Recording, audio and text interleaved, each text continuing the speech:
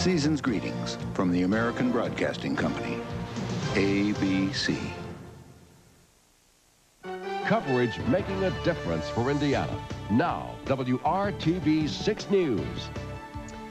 The December days of 1995 will be remembered as white and wet, and there may be more of it to come in the final hours before 1996 arrives. Good evening, everyone. I'm Deanne Willis. Clyde is off tonight. If you're making your New Year's Eve plans, you may want to keep the weather in mind, especially if you'll be behind the wheel. Freezing rain, even snow may coat the roads before the weekend's through. With a look ahead, here's our Kevin Gregory. Kevin?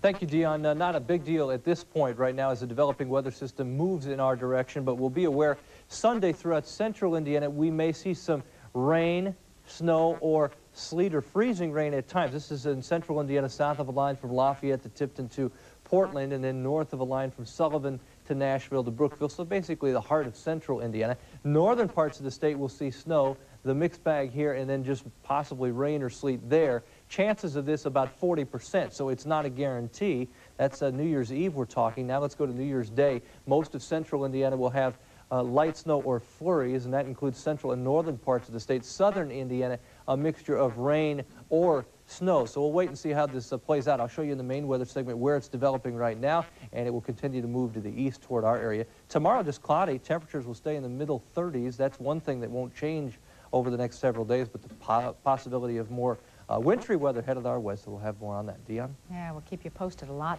changing, you're right. Well, it will only take one drunk driver to scar the chance for a happy new year. Reporter Roxanne Butler shows how the city is bracing itself to prevent those who drink from hitting more than the highway. How's it going, Will? With only 49 hours left in the year, many are finishing their party preps to ring in 1996. Nowadays, planning how to get home is just part of the annual tradition.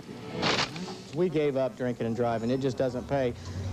You know, it just costs too much money anymore as far as a standpoint of responsibility. If you wreck, you know, and insurance going up and everything else. As people stock up for the last holiday of '95, experts say fewer of them will get behind the wheel after drinking. Even liquor stores report an increase in non-alcoholic beers. It seems like, you know, they're not really worried about it as much, you know, because they're taking a little more care and on the driving and everything. New Year's Eve is the second most popular night downtown, only behind the Indy 500. And while thousands will spend the night in hotels partying the night away, others will leave the driving to the professionals. Indianapolis is home to 400 cabbies. Last year, I think around 3,000 people called me between 9 o'clock to 5:30 in the morning.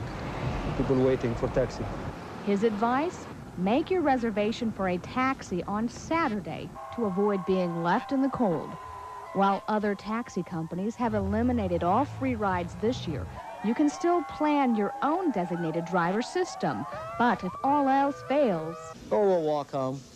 You know, we've got about a 4-mile walk. Enjoy yourself, have a party. If you want to drink, go ahead, but just don't get behind the wheel of a car. In Marion County, police will man sobriety checkpoints Sunday night, making the new year start on the wrong foot for those who fail to heed the warnings. On the south side, Roxanne Butler, 6 News. Well, last December, drunk drivers caused 120 accidents. Police will target several trouble spots this New Year's Eve. Accused killer Joseph Garner, told Channel 6 News today he thought his father was the devil, and that's why he stabbed him to death. The 37-year-old Garner made the comments following his initial court appearance this morning. He's charged with 1 count of murder. Investigators say he stabbed his father, 76-year-old Paul Garner, more than 200 times with a Swiss Army knife. That attack happened the day after Christmas. What about the evil spirit? What about him? Why did you stab your father? I believed he was the devil. You believe he was the devil? Yes. What did he do that made you think he was the devil? A combination of many things that I observed. Joseph Garner is being held without bond at Wisher Detention Center tonight.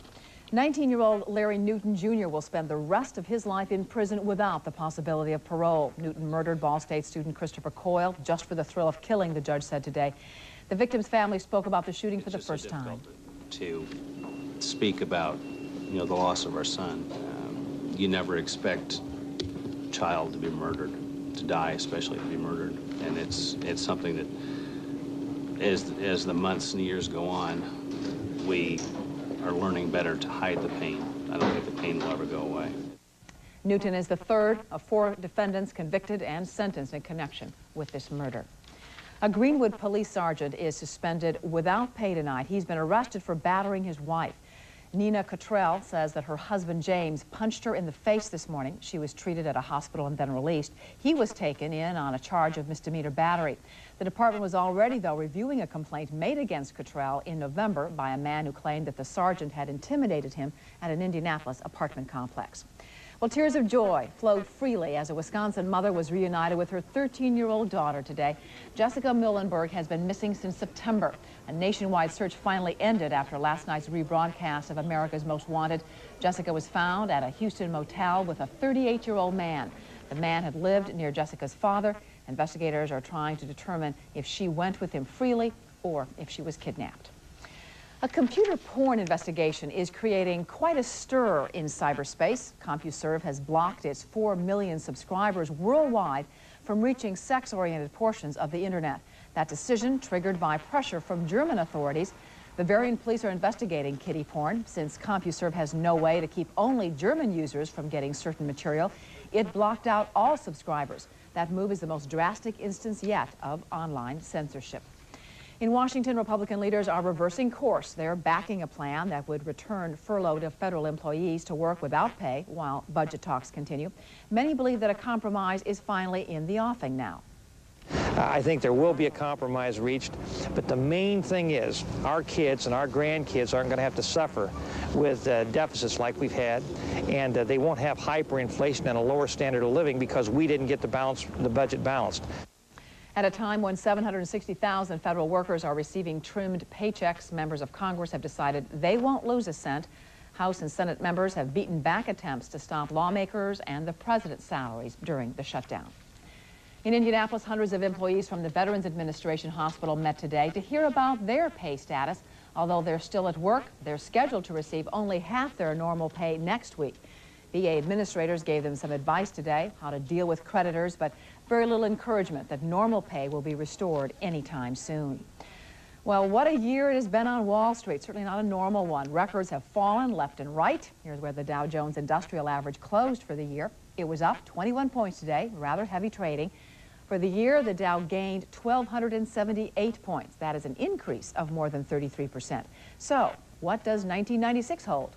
Important thing is just to be out there in place. 95 was just kind of like this massive wave, and it was important just to be on the wave, and where you jumped in was kind of immaterial, so kind of a slow, steady investment strategy a lot of times works the best. What will be hot or not in 1996? Well, a Denver author says she's got her finger on the pulse of all the trends for the new year. Here's what she says. She says beer will make a comeback, but the non-alcoholic version will go down the drain. Wide ties and lower hemlines will replace business suits. Big desserts, she says, are hot. Drive-through food is not. The American Forecaster Almanac also says that bright red lipstick and flavored coffees are passé, but flying squirrels as pets, dog sports, and trips to India, all of them will be among the in things in 96. The Rose Bowl hoopla has begun in earnest. Indiana's Northwestern fans are bowl-bound tonight. Charlton Heston even parting the Purple Sea, and he has an 11th commandment for those Wildcats. Indianapolis Colts fans wearing their hearts on their sleeves, their sweaters, and anything else they can get their hands on. Find out also why a mental or a physical disability shouldn't keep anyone from experiencing the thrill of skiing. And surf's up, but the water's anything but fine. Find out why when 6 News continues.